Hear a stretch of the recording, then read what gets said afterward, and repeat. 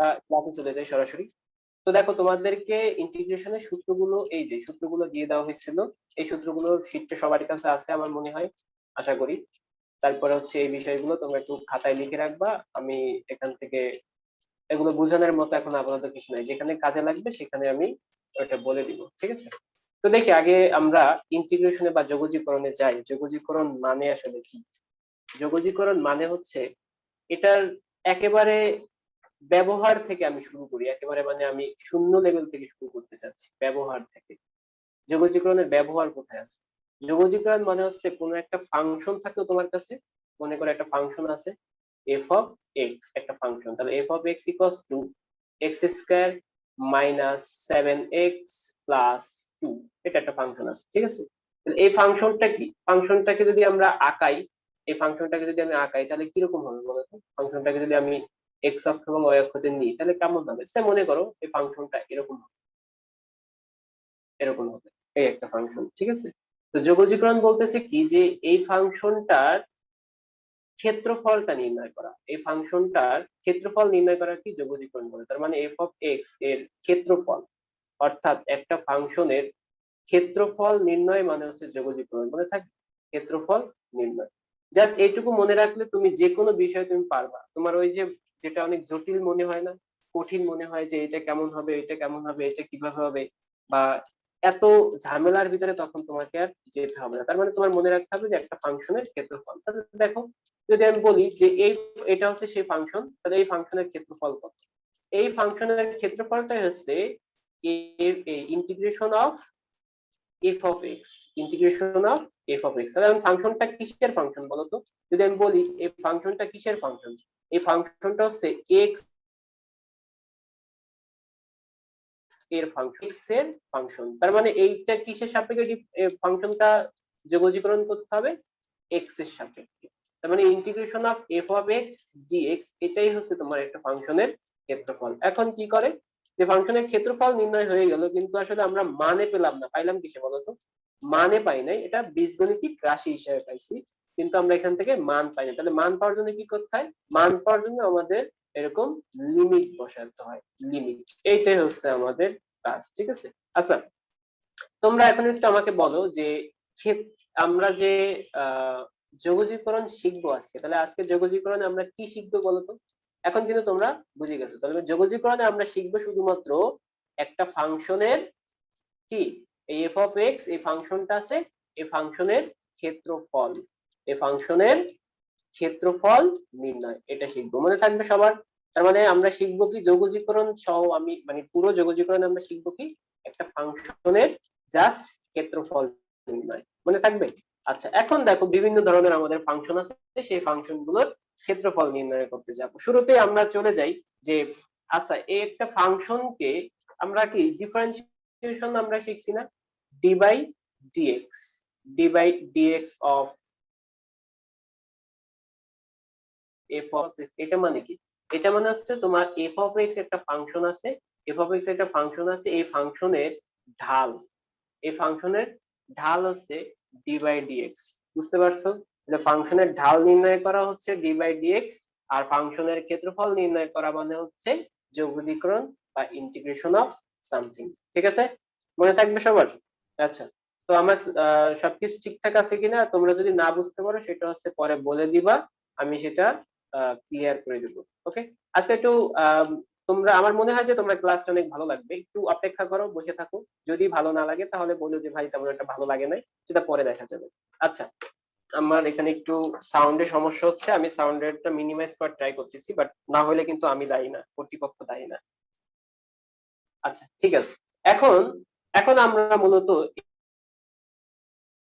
এই সূত্রগুলোতে যাবো। যে একটা ফাংশন আছে এফ অফ এক্স, আমরা একটু লিখি, F of X equals to E to the power M X, একটা ফাংশন আছে মনে করো। আমি প্রথমে একটু ঝামেলা দিয়ে শুরু করলাম, এই ফাংশন। তাহলে এই ফাংশনটার আসলে তোমার লেখচিত্রটা কেমন হয় জানো? E to the power M x এর লেখচিত্র কি এইভাবে শুরু হয় না? এভাবে শুরু হয়, আমার maybe I am not sure, আমি ভুলে গেছি। ই টু দি পাওয়ার এক্স এর সূত্র, সরি এটা একটা, যাই হোক আমি গ্রাফটা ভুলে গেছি, গ্রাফটা আমার মনে নাই। তার মানে কি, এই ফাংশনটা তোর মনে করে একটা লেখচিত্র আছে, তাহলে ফাংশনটার ক্ষেত্রে যদি আমরা d/dx of e to the power mx বের করি, তাহলে এটা হবে কি বলতো? d/dx of e to the power mx, এটা হবে কি? এই যে ফাংশনটা আছে, এই ফাংশনটার কি ঢাল, ঠিক আছে? তাহলে আমরা কি d/dx of e to the power mx সমান সমান জানি কি d divide by dx of e to the power mx, এটা কিন্তু আমরা যোগজীকরণে বা অন্তরীকরণে আমরা শিখছি। কত সেটা? সেটা হচ্ছে m e to the power mx, right? m e to the power mx, এটা কিন্তু আমাদের সবার কাছে সবার মোটামুটি মনে আছে। এটা কি কারোকে ভুলে গেছো নাকি? d/dx of e to the power mx এর সূত্রটা আমরা ভুলি নাই। এখন আমরা তাহলে এই d/dx মানে d এবং ইন্টিগ্রেশন, এদের ভিতরে সম্পর্ক কি? d এবং ইন্টিগ্রেশন সম্পর্ক হচ্ছে ইনভার্স, অর্থাৎ d ইন্টিগ্রেশন সমান সমান হচ্ছে 1/d। মানে কি? যদি এরকম ইন্টিগ্রেশন চিহ্ন এবং d থাকে পাশাপাশি, তার মানে কাটা যায়, কাটা গেলে এটার মান 1 চলে আসে। বুঝতে পারছো? তার মানে এটা একটা ইনভার্স। তাহলে আমরা এখান থেকে একটা কাজ করতে পারি, এই যে সূত্রটা আছে, তাহলে আমরা d e to the power mx d to the m e to the power mx into dx, অর্থাৎ dx টাকে আমি ঠিক ওই অপোজিটে নিয়ে গেলাম। তাহলে অপোজিটে নিয়ে গেলে এখন আমাদের থাকতেছে কি, দেখো তো এখান থেকে d to the power mx, এখন উভয় পক্ষে আমরা ইন্টিগ্রেশন করি, ইন্টিগ্রেশন করে দাও।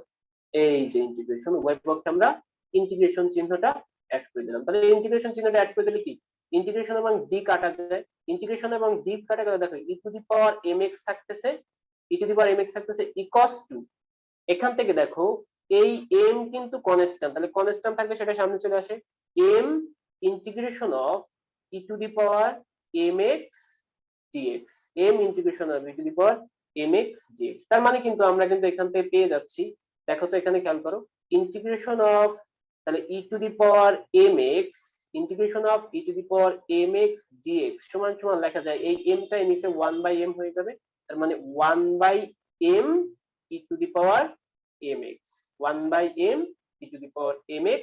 এখন দেখো এখানে কি এইটুকু শেষ না, না এরপর একটু প্লাস c মানে একটা ধ্রুবক থাকে, অর্থাৎ আমরা ছোট একটা জিনিসকে যদি বড় করি, মনে করো এখানে ক্ষুদ্র এইটুকু একটা জিনিস আছে, তাহলে তোমাকে বলে দিল যে এইটুকের মানটা হচ্ছে, 7, ঠিক আছে, 7.7 জাস্ট, এটা 7 মানে কি 7.0000123, রাইট? এরকম হবে না, 0.00123। এখন এই জিনিসটাকে তুমি যদি বড় করো, তাহলে বড় করলে কি হবে, মনে করো 8 গুণ করলা, আচ্ছা 8 গুণ না 100 গুণ করলা, তাহলে একবার দেখো 7.0000123 গুণ 100 গুণ যদি করো, তাহলে দেখো তো, তাহলে এখানে কত হবে, এখানে 700 পরে কিন্তু আরেকটু থাকবে, প্লাস সামথিং থাকবে, কারণ এখানে মানটা অনেক ছোট হওয়ার কারণে এটা আমাদের নেগলেক্ট করছিলাম, কিন্তু যখন আমরা একটা জিনিসকে, ছোট একটা জিনিসকে বড় করি, তাহলে বড় করলেও কিন্তু সামান্য একটা জিনিস থাকে। তার মানে কি, আমরা যখন ডিফারেন্সিয়েশন থেকে মানে ইন্টিগ্রেশন, মানে ডিফারেন্সিয়েশন থেকে একটা জিনিসকে বড় করব, অর্থাৎ ক্ষেত্রফলটা পাবো বা ক্ষেত্রফল নির্ণয় করতে যাব, তখন কি মানে তার সাথে অল্প একটু অ্যাড হবে, কিন্তু তার সাথে কি অল্প একটু অ্যাড হবে। বিষয়টা কি বুঝতে পারছো সবাই? আচ্ছা ঠিক আছে, দেখো তোমরা কি তাহলে এটা কিন্তু আমাদের এই যে একটা সূত্র, তোমাদের যে সূত্রগুলো লিখে দিছি, সেই সূত্রের মধ্যে এটা একটা একদম মোস্ট ইম্পর্টেন্ট একটা সূত্র। আমি শুধুমাত্র বোঝানোর ট্রাই করছি যে অন্তরীকরণ এবং যোগজীকরণের মধ্যে সম্পর্কটা কি, আর অন্তরীকরণ করা মানে কি, আর যোগজীকরণ করা মানে কি। ঠিক আছে, দেখি তো তোমরা সবাই বুঝছো কিনা। আমরা বলছি যে ধীরে ধীরে বিষয়টা বুঝবো, এত তাড়াহুড়া করার কোনো প্রয়োজন নাই। তোমরা ক্লিয়ারলি সবাই বুঝতে পারছো কিনা এটা আমাকে একটু জানাও। সবার কাছে কি বিষয়টা ক্লিয়ার? ওকে, ঠিক আছে। ঠিক আছে, যদি কারো কোনো প্রশ্ন থাকে তাহলে সেটা বলবা, সমস্যা নেই। আজকে আমরা তো বলছি যে আস্তে আস্তে পড়াশোনার ভিতরে আমরা প্রবেশ করব, তাড়াহুড়ার কোনো দরকার নাই, ধীরে ধীরে সামনের দিকে এগোবো। ওকে, আচ্ছা ঠিক আছে। সময় নিয়েছি যেহেতু, সময় নিয়ে ভালো মতোই শিখবো, তোমাদের যে ডিপ্রেশন, যেখানে যে ঝামেলা আছে সেই ঝামেলাগুলো দূর হয়ে যাবে। আচ্ছা ঠিক আছে, তাহলে এখন দেখো তো, আমাদের এখানে অনেকগুলো তোমাদেরকে দিয়ে দিছিলাম, সূত্র দিয়ে দিয়েছিলাম অনেকগুলো, তোমার অলরেডি এই সূত্রটা আমি তোমাদেরকে দেখাই দিলাম। কোন সূত্রটা বলো তো? এই যে দেখো, আমি এটা কালার করে দিলাম, এই যে এই সূত্রটা হয়ে গেছে। তো তাহলে তুমি কিন্তু এই সূত্রটাও এখন বের করতে পারো। তাহলে এই সূত্রও কি বের করা যাবে না বলো তো? এই সূত্র কি? এই সূত্র হচ্ছে আমরা যদি এরকম করি d divide by dx of E to the power x, তাহলে বলো তো e to the power x কে ডিফারেন্সিয়েশন করলে কি আসবে? ই টু দি পাওয়ার এক্স থাকবে না? আচ্ছা, তাহলে d e to the power x equals to কি আসবে তাহলে? E to the power x dx আসবে না? তাহলে উভয় পক্ষে এখন ইন্টিগ্রেশন করে দাও, উভয় পক্ষে এখন ইন্টিগ্রেশন করে দাও। তাহলে ইন্টিগ্রেশন করলে দেখো এখানে কি আসবে? এটা কাটা যাবে, ই টু দি পাওয়ার এক্স থাকবে, আর এটা দেখো তাহলে integration of E to the power x DX থাকতেছে। তাহলে এখন কি জাস্ট এখানে একটা প্লাস সি হয়ে যাবে। তাহলে পরবর্তী লাইন এই যে আছে, পাইছো? হয়ে গেছে না? কোনো ঝামেলা আছে?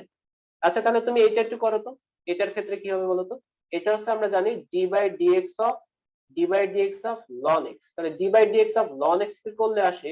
1/x। তাহলে পরবর্তীতে আমাদের আর ঝামেলা করার কোনো দরকার নাই। লন এক্স করলে 1/x, তাহলে উভয় পক্ষে কি ডি লন এক্স ইকুয়ালস টু তাহলে 1/x ডিএক্স আসবে, তাই না? 1/x dx. তাহলে ইন্টিগ্রেশন চিহ্ন দাও, এখানেও ইন্টিগ্রেশন চিহ্ন দাও। তাহলে এটা কাটা যায়, কাটা গেলে দেখো integration of 1/x dx, 1/x dx সমান সমান ln x, কিন্তু একটু বৃহৎ করলে কি হয়, একটু ইরর থাকে, এই জন্য প্লাস সি করব। দেখো তো তাহলে তোমার এটা হয়ে গেল 3 নাম্বার। তাহলে আমাদের 1 নাম্বার সূত্রটা কি? 1 নাম্বার সূত্রটা আমরা মুখস্থ করে রাখি আপাতত, এটা আমরা এত দেখার দরকার নেই। 2 নাম্বার সূত্র দেখো হয়ে গেছে। 3 নাম্বার সূত্র, তাহলে তোমরা 3 নাম্বার সূত্র কি? 3 নাম্বার সূত্রটা আমরা কিভাবে করবো বলো তো? 3 নাম্বার সূত্র হচ্ছে D by dx of root over of X, D by dx of root over of X. এটা যদি করো তাহলে কেমন হয়? D by dx of root over of X, এটাকে যদি আমরা ইন্টিগ্রেশন করি তাহলে কেমন হয়? তোমরা এটা নিজেরা এখন বের করতে পারো। এই 3 নাম্বার সূত্র কিভাবে আসছে? এটা হচ্ছে কি ডি বাই ডিএক্স অফ, এটা বলতো D by dx of 1/√x, sorry, হ্যাঁ রুট ওভার অফ, ভুল হয়েছে আমার, এখানে রুট ওভার অফ এক্স দিয়েই করা হয়েছে, D by dx of root over of X. তাহলে এটা সূত্র কেমন হবে বলতো দেখি, মনে আছে কিনা? এটা সূত্র হচ্ছে 1/2√x। মনে আছে তোমাদের নাকি সবকিছু খাই ফেলছো? খাই ফেলাটা স্বাভাবিক। তার মানে দেখো d√x ইকুয়ালস টু, তাহলে আমাদের এখানে থাকতেছে কত? আগে আমাদের থাকতেছে 1/2 থাকতেছে, 1/2√x থাকতেছে এবং dx থাকতেছে। উভয় পক্ষে ইন্টিগ্রেশন করলে দেখো এই 2টা এখানে নিয়ে আসলে তাহলে 2√x plus c equals to integration of 1/√x dx হয়েছে। তাহলে 1/√x dx এ করলে 2√x প্লাস c এটা আসতেছে। বুঝছো বিষয়টা? তার মানে আমাদের যতগুলো এখানে সূত্র আছে সেই সূত্রগুলো কিন্তু আমরা বের করতে পারতেছি। আর এটা হচ্ছে কি a two the power x এর সূত্র। মনে আছে a two the power x এর সূত্র কি? a two the power x এর সূত্র হচ্ছে a two the power x ln a। a two the power x এর সূত্র হচ্ছে a two the power x ln a, ঠিক আছে? আচ্ছা আচ্ছা, sin x কে করলে কি আসে মনে আছে বলো তো? sin x কে করলে, sin x কে করলে আসে আমাদের cos x। তাহলে এই যে ইন্টিগ্রেশন অফ cos x, আচ্ছা cos x কে করলে আমাদের কি আসতো মনে আছে? যদি আমরা এখানে d by dx of cos x করি, এই যে এটাকে আমরা এখানে নিয়ে এসে করবো, তাহলে d by dx of cos x কে যদি করি, তাহলে cos x কে করলে কি আসে মনে আছে আমাদের? cos x কে করলে আসে মাইনাস sin x, তাই না? মাইনাস sin x, তাহলে মাইনাস sin x যদি হয় তাহলে দেখো এখানে উভয় পক্ষে তাহলে এরকম cos x নিয়ে গেলাম equals to minus sin x এবং dx, মানে কি উভয় পক্ষে জাস্ট ইন্টিগ্রেশনটা উঠে যাবে। তাহলে ইন্টিগ্রেশনটার এই যে মাইনাসটা এরকম সামনে চলে যাবে, অর্থাৎ পরবর্তী লাইনে আমাদের এরকম চলে আসবে integration of sin x dx equals two cos x। আচ্ছা, তোমরা কি বুঝতে পারছো ইন্টিগ্রেশন অর্থাৎ ডিফারেন্সিয়েশন এবং ইন্টিগ্রেশনের মধ্যে এদের বেসিক যে সম্পর্কটা সেটা কি তোমরা খুঁজে পাইছো? অর্থাৎ আমাদের যদি ইন্টিগ্রেশন হয়ে যায় বা ইন্টিগ্রেশন যদি আমরা ঠিক মানে ডিফারেন্সিয়েশন বা হচ্ছে এই সূত্রগুলো যদি আমরা ঠিকঠাক মতো বুঝতে পারি তাহলে আমাদের বাকি সবই ক্লিয়ার হয়ে যাবে, ঠিক আছে? ওকে, সবার কি ক্লিয়ার? আচ্ছা, আটকে যাওয়ার কারণ হচ্ছে তোমার ইন্টারনেটের সমস্যা, আর কোনো সমস্যা নাই। আটকে যাওয়ার কারণ ইন্টারনেটের সমস্যা, আমার ইন্টারনেট ঠিক আছে, আমার সবকিছু ঠিক আছে। আমি ফাইবার অপটিক দিয়ে ক্লাস নিচ্ছি, অর্থাৎ বেশ কি বলা যায়, মানে খুব স্ট্রং নেটওয়ার্ক দিয়ে ক্লাস নিচ্ছি। কারণ এই এই আটকে যাওয়া বা এইসব ঝামেলা নিয়ে খুব খারাপ লাগে, খুবই জঘন্য লাগে ক্লাস নিতে গেলে। যার কারণে এখন একদম অন্যরকম করে করছি সব। ওকে, হয়েছে? আচ্ছা, এটা হচ্ছে তোমাদের যে অংশটা তোমাদের মুখস্থ করতে দিছিলাম, এখন কিন্তু তোমরা এটা যে কোনো ভাবে বের করতে পারবা।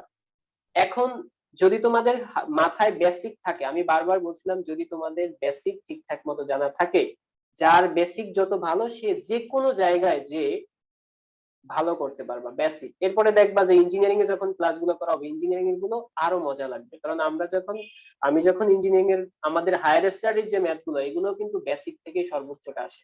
মানে বেসিক যার ভালো তার কোনো সমস্যা নাই, আর বেসিক যার খারাপ তাহলে কিন্তু তার জিরো অবস্থা। আচ্ছা, এরপরে দেখো যে এখান থেকে আমরা কিছু এখন ম্যাথ দেখবো, অর্থাৎ এই যে সূত্রগুলো আছে এই সূত্রগুলো তোমরা একটু নিজেদের খাতায় বা তোমাদের কাছে অলরেডি লেখা আছে, এটা আমরা এখান থেকে একটু ম্যাথ দেখি, জাস্ট সিম্পল কয়েকটা ম্যাথ দেখি, মানে আহামরি জটিল কোনো ম্যাথের দিকে আমরা যাব না, ঠিক আছে?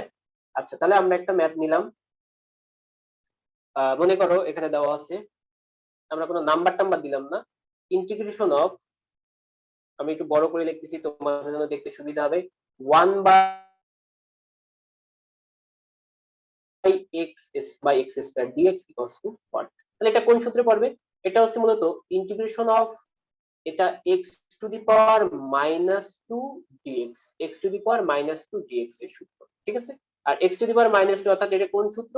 ইন্টিগ্রেশন অফ x dx এর সূত্র, ইন্টিগ্রেশন অফ x dx এর সূত্র। তাহলে ইন্টিগ্রেশন অফ x⁻n dx এর সূত্র কি আমরা জানি, x⁻n + 1 ডিভাইডেড বাই n + 1। আমরা ওই যে প্রথম যে সূত্রটা আছে সেটা আমরা দেখছি প্লাস সি হচ্ছে আমাদের জাস্ট অ্যাড করতে। তাহলে এটার মানটা কত হবে? তাহলে এটা হবে x⁻² -2 + 1 divided by -2 + 1 plus C. তাহলে আমাদের অ্যান্সার কিন্তু শেষ, একটু সাজাই লিখলেই হয়ে যাবে। তাহলে আর এটা আসবে x⁻1 প্লাস সি, তাহলে x⁻1 প্লাস সি মানে হচ্ছে -1/x প্লাস সি, মানে এটা মানে কি -1/x প্লাস সি। এটা কিন্তু মানে খুব ঝামেলাবহুল কোনো কিছু না, শুধুমাত্র আমাদের এই সূত্রের যে অ্যাপ্লিকেশন গুলো আছে সূত্রের অ্যাপ্লিকেশন গুলো দেখলেই আমাদের কাছে হয়ে যাবে, ঠিক আছে? তো তোমরা একটু আমাকে তাড়াতাড়ি আনসার করার মতো আমি সিস্টেম তোমাদেরকে দিয়ে দিব, এটা নিয়ে কেউ হতাশ হওয়ার কোনো কারণ নাই। এবার একটা বিষয় খেয়াল করো, integration of 5x⁴ plus 4x² plus 3 divided by 3√x dx equals to what? এটা যদি আমরা করতে বলি তখন কিন্তু তোমাদের জন্য একটু জটিল হয়ে যাবে, যদিও তোমরা একটু ভাবাভাবি শুরু করবা। তো ভাবাভাবি করার মতো তেমন কিছুই নাই, তোমরা এটা দেখলে ভয় পাবা না, এটা হচ্ছে তোমার সূচকের নিয়মে এটার আসলে মেইন সলিউশনে যেতে হবে। কিভাবে সূচকের নিয়মটা কি? দেখো, যদি এরকম থাকে 5x⁴ ডিভাইডেড বাই এর নিচে আছে কত বলতো, x⁻1/3 আছে না, প্লাস এটাকে যদি আমরা করি, এবার দেখো 4x এর হোল স্কয়ার ডিভাইড পাওয়ার 1/3 মানে হচ্ছে কিউবিক রুট অফ সমান সমান হচ্ছে 1/3 প্লাস, আর এটা আছে কি 3 ডিভাইড বাই x⁻1/3। দেখো এটাকে আমরা ফার্স্ট ব্র্যাকেট আটকাইলাম, ইন্টিগ্রেশন অফ, এটাকে জাস্ট dx দিয়ে আটকাই নিলাম। এখন একটা বিষয় খেয়াল করো তো, এখানে যে এটা আমি আটকাইছি, এখান থেকে মূলত যদি আমি এই জিনিসটাকে কমন নিই, এটাকে মানে লসাগু নিলে কিন্তু আমরা পরবর্তীতে এই লাইন পেতে পারি, ঠিক আছে? তোমাদের যে ওই যে আংশিক ভগ্নাংশ নিয়ে অনেক ঝামেলা হয় না, তারপর হচ্ছে তোমাদের এই বিষয়গুলো ঝামেলা হয় না, এই ঝামেলাগুলো আস্তে আস্তে দূর হবে, যেহেতু আমরা অনেকগুলো ক্লাস নিব, প্রায় 10টা ক্লাস নিব, 10টা ক্লাসে ধীরে ধীরে এই বিষয়গুলো আলোচনা করবো। এখন দেখো তো এটার অ্যান্সারটা কত আসবে, যখন আমাদের এরকম ইন্টিগ্রেশন চিহ্ন এবং করতে পারবো, মানে কি আছে কনস্ট্যান্ট, তাহলে 5 আগে সামনে নিয়ে আসি, আর ইন্টিগ্রেশন অফ দেখো এই এই সূচকের নিয়মে এই 1/3 উপরে উঠে যাবে, তাহলে সূচকের নিয়মে 1/3 যদি উপরে উঠে যায় তাহলে কত হবে, 4 মাইনাস 1/3, 4 মাইনাস 1/3 হবে, এবং dx টা এর সাথে গুণ হয়ে যাবে প্লাস, তাহলে এই আবার 4 আছে, এই 4 কে আমি আবার সামনে নিয়ে আসলাম, ইন্টিগ্রেশন অফ, তাহলে এখন দেখো এখানে কত, x⁻2 মাইনাস 1/3, কারণ কি তাহলে 2 আছে x² এবং মাইনাস 1/3 সূচকের নিয়মে এটাও উপরে উঠে যাবে, প্লাস এখানে আবার কি 3x⁻−1/3 dx। এখন কি, এখন তোমার কাছে দেখো তো, এগুলো জাস্ট একটু ক্যালকুলেশন করে ঠিকঠাক মতো জাস্ট অ্যান্সারটা করে দিবি। হয়ে গেল, আমাদের মানগুলো জানা আছে। তাহলে বলো এখানে কি আগে থাকবে হচ্ছে 5 থাকবে, আর এটা থাকবে কি x টু দি পাওয়ার, এখানে কি 3 4 12, 12 মাইনাস 1 তার মানে হচ্ছে 13, তার মানে 13/3 প্লাস 1 ডিভাইডেড বাই 13/3 প্লাস 1। কারণ আমরা কি x to the power n এর সূত্র n x to the power n minus 1, 13/3 plus 1 divide by 13/3 plus 1, sorry 3 4 12, তাহলে 11/3 ভুল হয়েছে, আই মেড মিস্টেক, 11/3। ওকে, তার মানে কি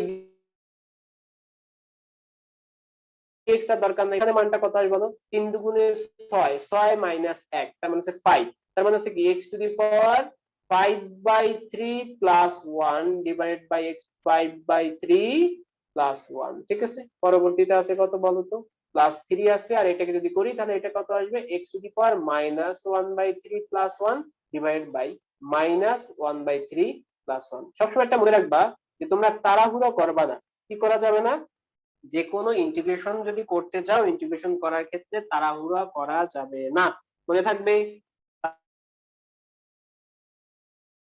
তাড়াহুড়া দেখো তোমরা, এটাই হচ্ছে তোমার সলিউশন বা এটাই হচ্ছে তোমার অ্যান্সার। এখন তুমি অ্যান্সারটা মিলাই নিতে পারবা। তোমরা গুচ্ছতে পরীক্ষা দাও, ইঞ্জিনিয়ারিং এ পরীক্ষা দাও, যেখানেই পরীক্ষা দাও না কেন, তাড়াহুড়ো করবে না। একটা ইন্টিগ্রেশন বা একটা ম্যাথ করতে তোমার সর্বোচ্চ 2 মিনিট সময় লাগুক, 3 মিনিট লাগুক, কোনো সমস্যা নেই। তুমি তাড়াহুড়ো করে করার দরকার নেই, ধীরে ধীরে করো। আর ভার্সিটি গুলোতে যে ম্যাথ গুলো আসবে সেগুলো খুবই ইজি আসবে, তোমাকে একেবারেই পেইন দেবে না, খুব ইজিলি সলভ করতে পারবো। আচ্ছা ঠিক আছে, তাহলে এটা আমরা মোটামুটি দেখলাম। তার মানে কি এই টাইপের যে ম্যাথ গুলো আছে এগুলো কি আমরা খুব ইজিলি সলভ করতে পারবো না? এগুলো নিয়ে কি আমাদের আর কোনো কি আহামরি সমস্যা আছে?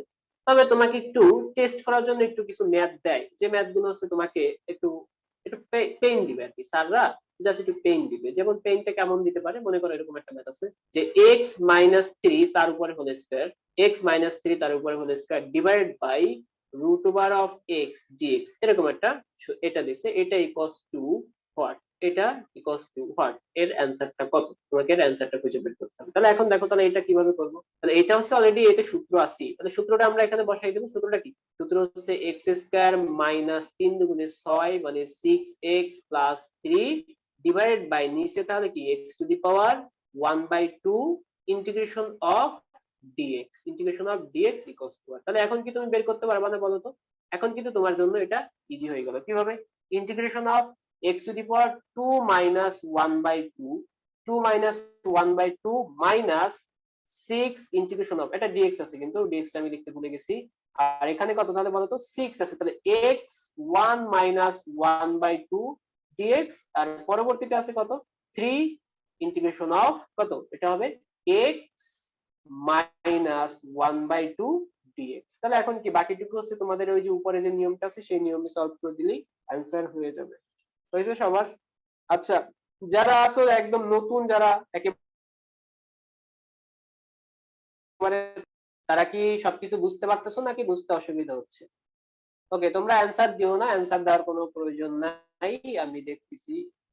সরি সরি, এটা 3 না, এটা 9 হবে নাকি? ও ও ঠিক আছে, 9 হবে, তাহলে এটা হচ্ছে 9, লিখলেই হলো। দেখছো, এরকম একটা ভুল করে আসছি, তারপরে দেখবো যে ভুল করতে যাবো, ভুল করে দেখবো যে এটা অ্যান্সার মিলতেছে না, আরে খাইছে, কি একটা অঙ্ক দিল, বিশাল কঠিন এক অঙ্ক।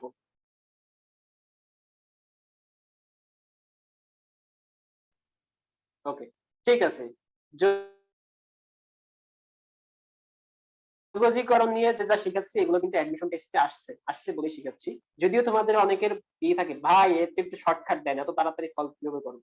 ভাই এত তাড়াতাড়ি না, আমি এটা তো অঙ্ক দেখলে বলে দিতে পারি যে অ্যান্সার এটা। এটা হচ্ছে শুধুমাত্র প্র্যাকটিসের জন্য হয়, কোনো শর্টকাট অবলম্বন করতে যাবা না, মনে থাকবে সবার। আমি কিন্তু সবসময় বলি যে শর্টকাট অবলম্বন করা যাবে না, ট্রিক্স এর দরকার আছে, যে আমি কিভাবে ম্যাথটা করব, কিভাবে কি আসে সেই জিনিসটা তুমি রেখে দিতে পারো, কিন্তু কোনো শর্টকাট অবলম্বন করা যাবে না। আমি সবসময় আমার ক্লাসগুলোতে বলি কোনো শর্টকাট অবলম্বন করা যাবে না। আচ্ছা ঠিক আছে, তাহলে এটার ম্যাথটা সলভ করি। এটা ইকুয়ালস টু হোয়াট, এটা ইকুয়ালস টু হোয়াট, সলভ করি এটা। দেখো, তাহলে এখন এটা সলভ এখন কিভাবে করব, নিচে আছে দুইটা রাশি, উপরে আছে দুইটা, তাই না? তাহলে এখন কিভাবে করবো, দেখো এখানে কিন্তু অলরেডি তোমাকে ছোট্ট একটা ক্লু দিয়ে দিছে যে এটা আসলে মূলত কি সূত্র বলতো। এটা সূত্র হচ্ছে X cube plus 2 to the power cube divide by X plus 2 DX এর সূত্র, তাই না? ওকে, তাহলে বলো তো যে a কিউব প্লাস b কিউবের সূত্র কি?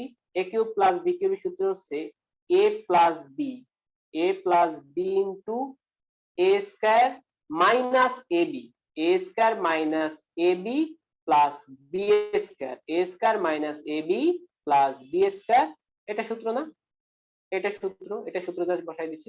বসাই দিয়ে দেখো এটা এবং এটা কেটে দিলাম, আর ইন্টিগ্রেশন থাকলো, এখানে থাকলো dx টাও থেকে গেল। তাহলে ইন্টিগ্রেশন এবং dx বাকি যা আছে সেগুলো থেকে গেল। তাহলে এখন কি তুমি বের করতে পারবে না? তাহলে ইন্টিগ্রেশন অফ এখানে আছে x square minus 2x plus 4x। তাহলে এখন কিন্তু খুব ইজিলি অ্যানসারটা বের হয়ে যাবে। তাহলে অ্যানসারটা কত হবে বলো তো? আমরা কিন্তু অ্যানসারটা বলতে পারতেছি। এটা কত? x কিউব ডিভাইডেড বাই 3 হবে প্লাস, সরি প্লাস হবে না, এটা মাইনাস হবে। x কিউব ডিভাইড বাই 3 এটা হবে হচ্ছে মাইনাস কত? 2 into x square divide by 2 হবে, আর প্লাস 4x হবে প্লাস c।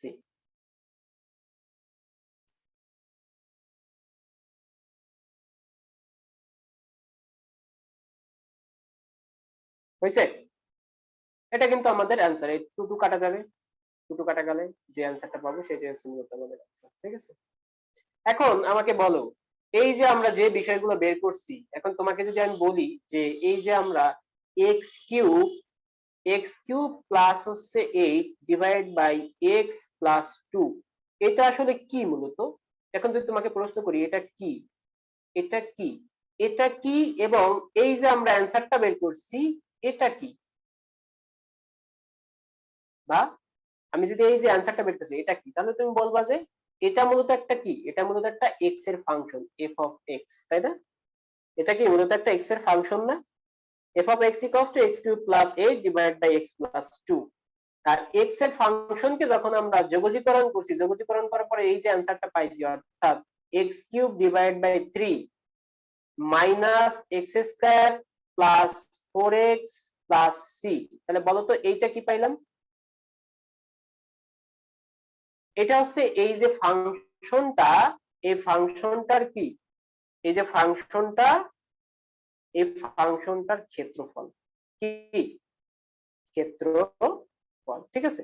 এখন কি যদি আমরা এখানে লিমিটটা বসাই দিতাম, এরকম যদি আমি লিমিট বসাই দিতাম, মনে করো 5 থেকে 7, 5 মানে আপার লিমিট 5 থেকে 7, তখন আমরা কি এটা মেইন ভ্যালুটা পাইতাম, মানে অরিজিনাল ভ্যালুটা পাইতাম। ঠিক আছে?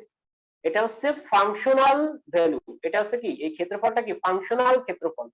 আর যদি আমরা এটাকে যদি এরকম মান বসাই দিই, সেটা তার কি হয়ে যাবে, অরিজিনাল যে তোমার অ্যালফাবেটিক ক্ষেত্রফলটা, এটাকে বলা হচ্ছে ফাংশনাল ক্ষেত্রফল। বুঝছো? মানে হচ্ছে এক্স আই সম্বলিত পদগুলো থাকবে বা রাশি সম্বলিত যে বিষয়গুলো থাকবে। বুঝতে পারছো?